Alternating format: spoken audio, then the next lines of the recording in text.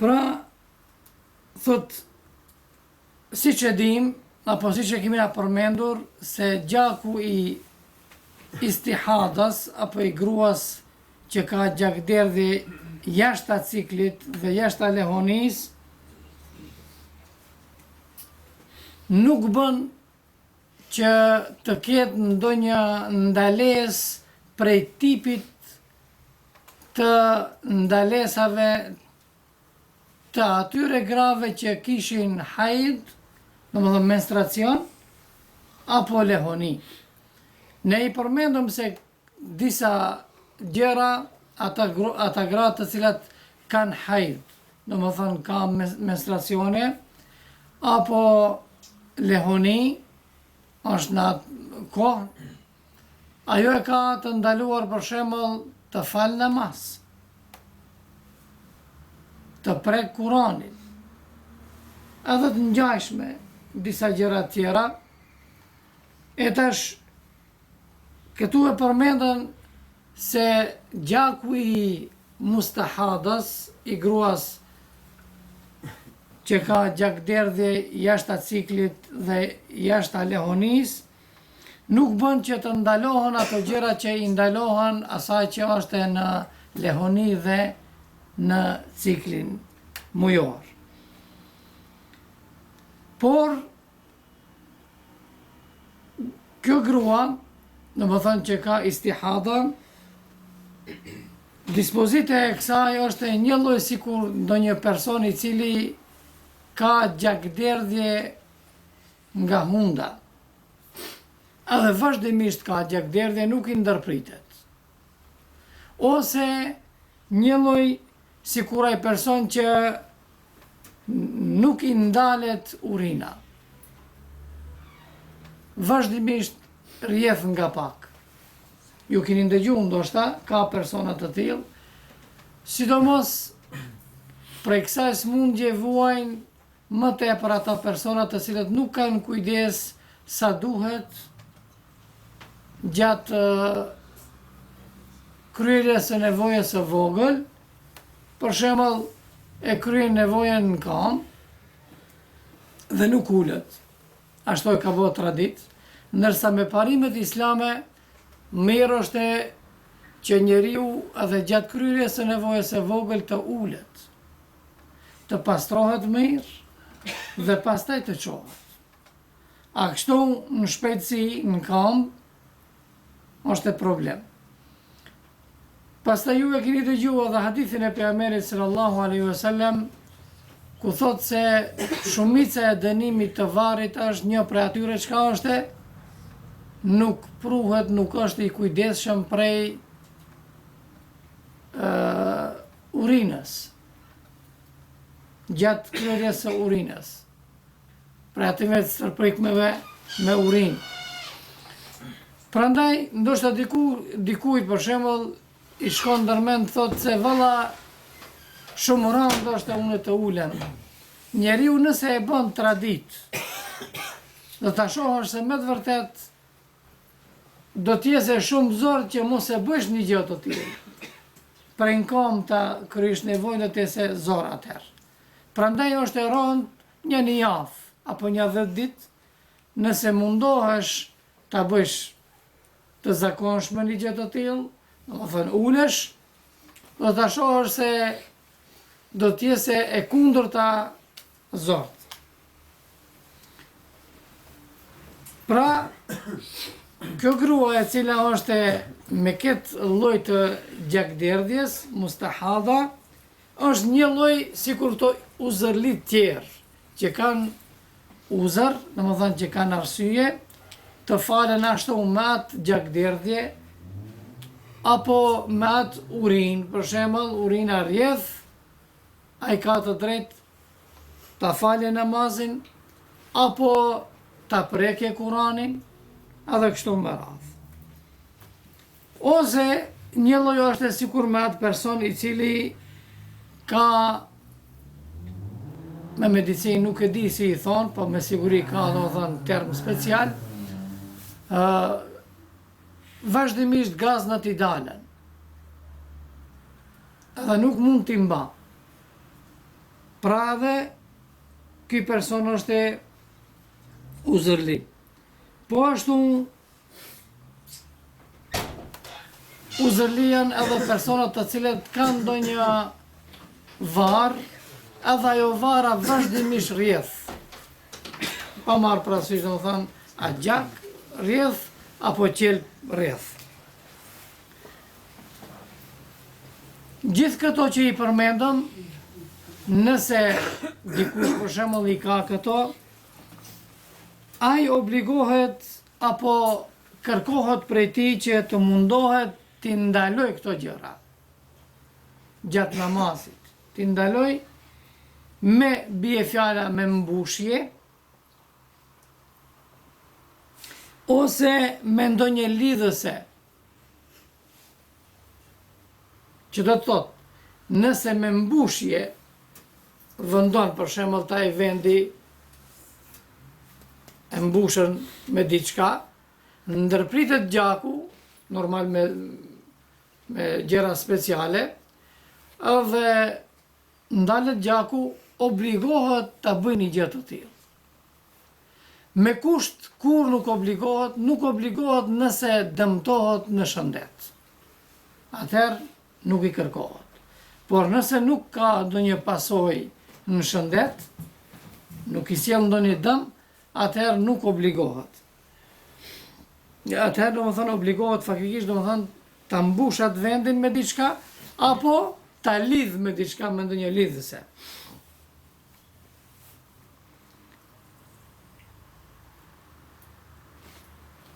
Prandaj këto persona thotë, siç e përmendëm, pikë pari, ai duhet që të mundohet ta ndërpretat apo ta paksoj. Nëse për shembull nuk mund të ndërpresë krejt, ta paksoj atë gjakderdhjen apo diçka që është e ngjashme me gjakderdhjen. Si ta paksoj? Smundjet janë të ndryshme. Paksimi mund të bëhet bie fjala, nëse rri në këmbë, i paksohet apo i ndalet. Nëse i ndalet krejt, atëherë domethënë ka tjetër dispozit, po i paksohet bie fjala. Nëse ulet, kur bien sejdë bie fjala, atëherë i shtohet më tepër. Rrjedh më tepër. Atëherë çka duhet bëj ky person? Ky person obligohet që namazin ta bëj me isharet prej kom dhe mos bie poshtë në sejdë. E tehijatin për shembull nuk ulet në tehijat, po me isharet do t'i bëj të gjitha ato. Pse? Sepse më mirë është ai personi ta fal namazin pa sejdë, mendoj domethënë sejdën do ta bëj me isharet, do ta bëj sejdën, po duke mos e bën në atë që kërkohet ali si duhet, domethënë të bere me kokën ta vënë në sejdë, më mirë është t'i bëj me isharet se sa të falet pa abdes. Se normal kur i paksohet për shembull gjakderdhja apo i ndërpritet gjakderdhja, atëherë normal se ma e udhës është dhe kërkohet një gjë e tillë. Pse? Se i largohet ajo pengesa e cila ja prish abdesin. Prandaj, të kundërtat edhe mund t'i bën. Nëse të kundërtën për shembull, nëse rrin kom më tepër ka gjakderdhje, ndërsa kur bie në sejdë apo kur ulet, i ndalet gjakderdhja apo i paksohet gjakderdhja, atëherë çka do ta bëje atë që është më e lehtë normal. Domethënë kom nuk rri, edhe do t'i bëj ato të komës me isharet. Domethënë ulur, edhe Allahu Akbar, elhamdulillah, zonë dhe kështu me radhë. Pra në një thot, këto uzullit duhet një gjë të tillë ta bëjnë, pra të mundohen ta paksojnë apo ta ndërpresën atë shkak i cili ja prish abdesin. Në dy,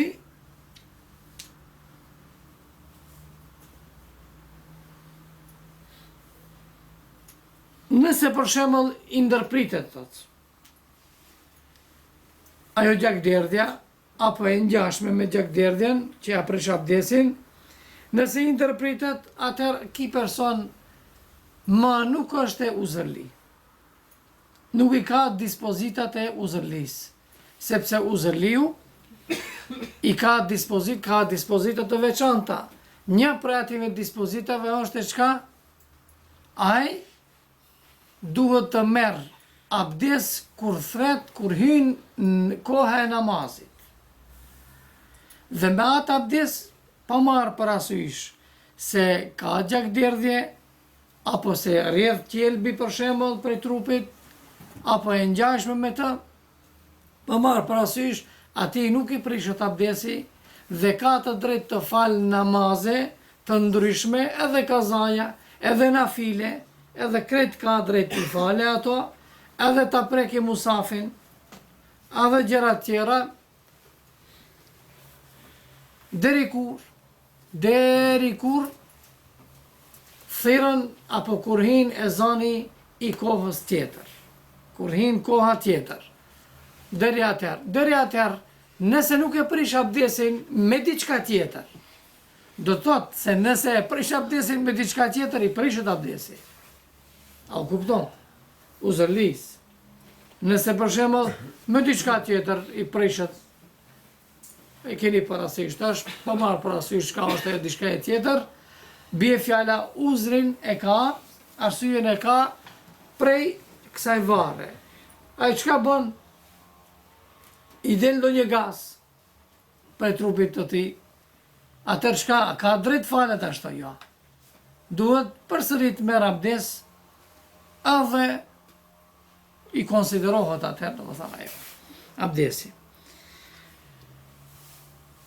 Këto që i tham, të gjitha kanë të bëjnë me gruan e cila është e mustahada, domethënë ka gjakderdhje jashtë ciklit të muajit dhe jashtë lehonis, dhe me personat që janë uzërli, domethënë i rrjedh për shembull prej varrës gjak, apo prej hundës i rrjedhën vazhdimisht gjak, dhe nuk ka të bëj me gruan e cila është në ciklin mujor, apo me lehonin. Pse nuk ka të bëj?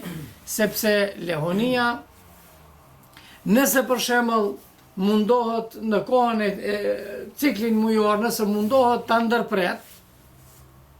ndërpret, mendoj mos dale gjak, e mbush për shembull atë vendin edhe në ndonjë farë mënyre që mos dale gjatë asaj kohës, për shembull, a i konsiderohet ajo?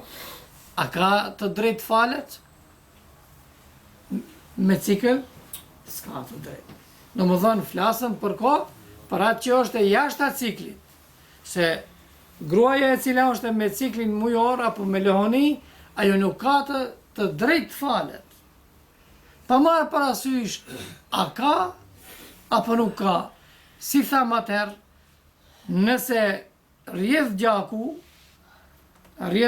për shembull, për ciklin e kina mujor, edhe pastaj a është e kusht sot për shembull nga 2 orë ka rrjedh. U vërtetu se është në ciklin mujor. A është kusht të ketë gjak ajo? Po të konsiderohet se është pa tjetër vazhdimisht? Jo. Mund 1 ditë, 2 ditë, 3 ditë mos ketë gjak të ciklit, mund mos ketë, që do të thotë, a i lejohet asaj pra të falë namaz? Jo. Ndërsa, kur është e fjala për istihadan, domethënë për gjakun që nuk ka të bëje me ciklin, atëherë ajo i kërkohet një gjë e tillë. I kërkohet namazi, prandaj thot kjo ka të bëje, domethënë këto fjalë që i them kanë të bëjnë me atë që është grua mustahada që quhet, a nuk ka të bëje me hajdin, apo nuk ka të bëjë me ciklin mujor apo me lehonin.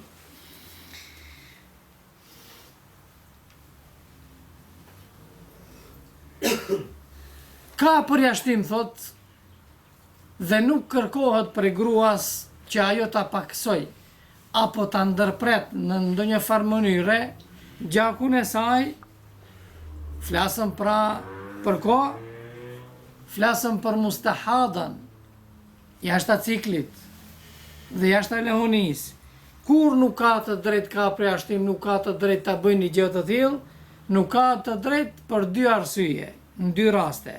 Rasti i parë, nëse e bën, për shembull, nëse e lidh apo e mbush, si rezultati i saj vjen domethënë deri te smundja. I paraqitet një smundje, ka pasoja të rënda. Atëherë nuk ka të drejtë ta bëjë një gjë të tillë, ani pse rreth, s'ka lidhje, siç edhe është shpreh pejgamberi sallallahu alaihi wasallam, wa in qatara ad-damu 'ala al-hasir. Ti do të falesh, i ka thonë, edhe me qenë se gjaku rjedh, po në tepik për shembull, apo në atë vendin ku falesh, dukut alis, domethënë rjedh gjaku me të madhe. Pse? Se hije domethënë për atyre personave që quhet udhër, madhurin, domethënë me arsye, uzërli. Kjo në një, në dy, është e thot, nëse për shembull ajo grua që ka gjakder dhe jashtë ciklit dhe jashtë lehonis, nëse është me agjerim, ajo thot duhet të ndalë dhe mos e bën, mos mundohet të ndërpret gjakun gjatë ditës, që mos ja prish agjerimin. Që mos ja prish agjerimin.